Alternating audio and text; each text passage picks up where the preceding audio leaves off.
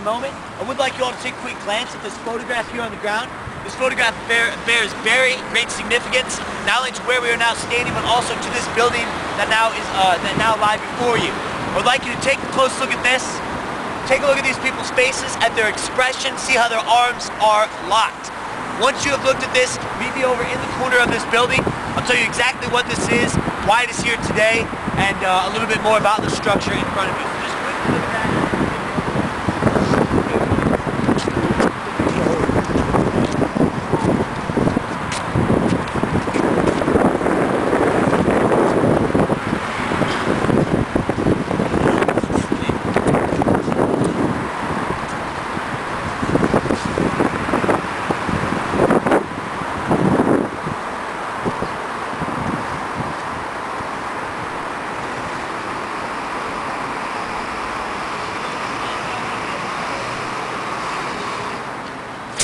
Scoot on in. Closer we are, the warmer we are. Oh wait. Yeah, the warmer we are. Yeah. Closer to the warmer we are. Yes, that's correct. Alright, that's too close. Now scoot back. No, I'm just messing. Okay. Now, please keep that photograph in your minds. Like I said, it is very, very important. I'll tell you exactly what it is in just a moment. Now, this fortress of a building that we are now standing under, this is a very interesting piece of architecture because this is one of the few still standing pieces of Nazi architecture remaining in the city of Berlin. This building used to be the former Air Force headquarters of the Nazi Third Reich, was completed in 1936 and served as the Air Force headquarters all the way until 1945 when World War II comes to an end. Now what makes it so astounding today is the fact that it looks exactly like it did when the Nazis used to reside inside of it.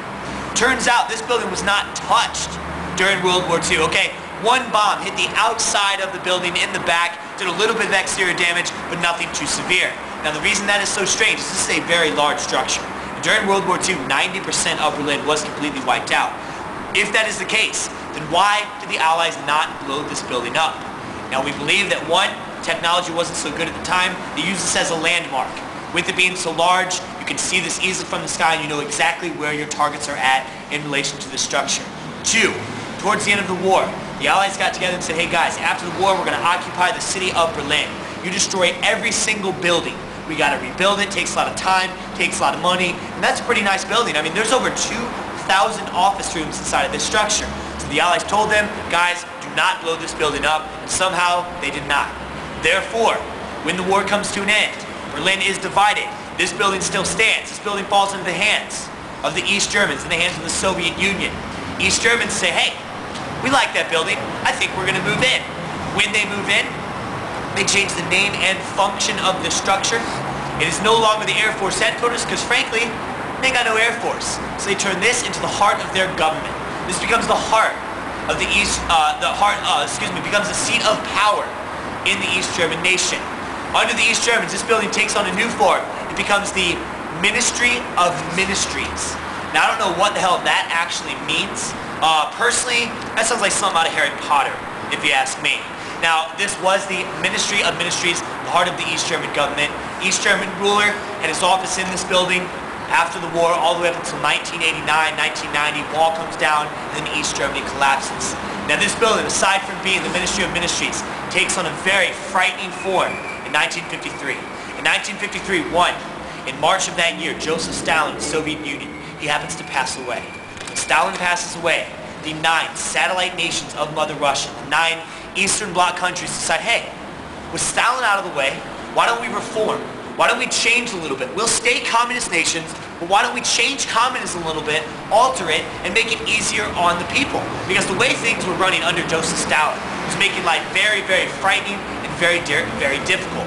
Over the next few years, Poland, Czechoslovakia, Hungary, they go through reform, they go through changes, they stay communist nations, but they make life just a little bit easier. Now, East Germany also has this option to make things easier, but East Germany also knows that if it tries to take on any sort of capitalism, any sort of democracy, it's going to lose control of this country because they've got West Germany right next door. They know exactly what capitalism and democracy look like. They know it's a losing battle, so what the East German government decides to do is instead of making things easier, they decide to make communism more effective. They decide to make it harder than it already is. They go on to increase the workday by up to 4 hours. They then increase the workload for every job by up to 40%. especially in factory jobs, they then go on to collectivize everything that these people own, making communism much more difficult than it already was. And when these changes go into effect, on the 16th of June, 1953, here in East Germany, in Berlin, we see the first ever anti-communist protest in the Eastern Bloc nations. First ever.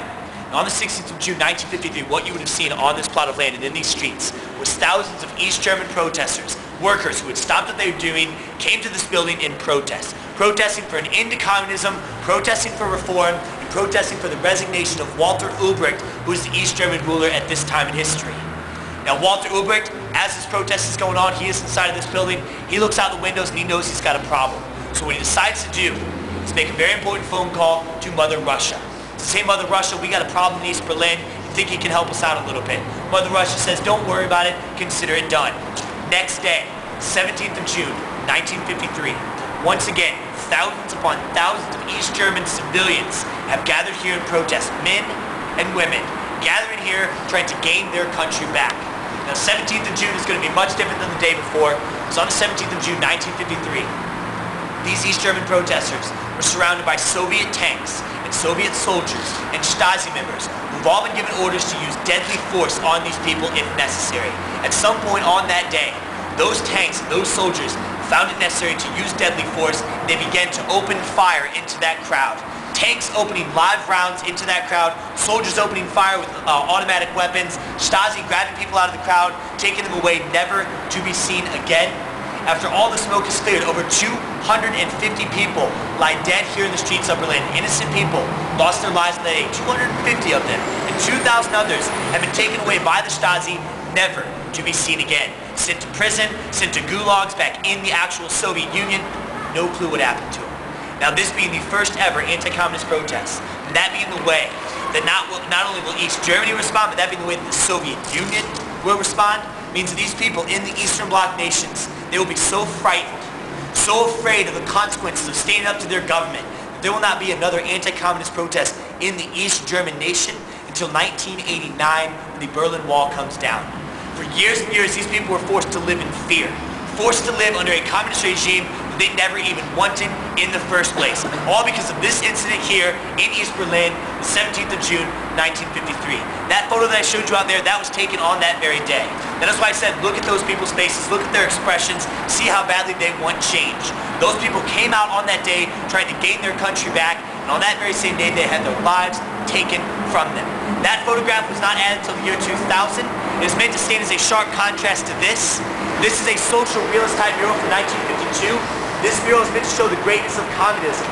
Communism is a happy utopian society where everyone has a job, everyone works together for the better of the people, the better of the nation. In theory, this is exactly what communism should look like. In practice, it never turns out looking like this. In practice, essentially in reality, what you have is not this, but that out there, that photograph of those people coming out on that day, trying to gain their country back and then having their lives taken from them. Very important thing to remember, that communism in theory is a fantastic idea. It can be a great thing. In practice, never actually happens, never actually looks like this. So very sharp compare and contrast between that photo and this mural here today. Now after that massacre in Berlin, this building stays the Ministry of Ministries till 1990. 1990, East Germany collapses. West Germany makes their way to the east. When they do, they say, hey, we like that building. I think we're going to move in. When they move in, they once again change the name and function of the structure. Now no matter what this building has been, since it was created in 1936, it has always been a very frightening and a very hated structure within this country.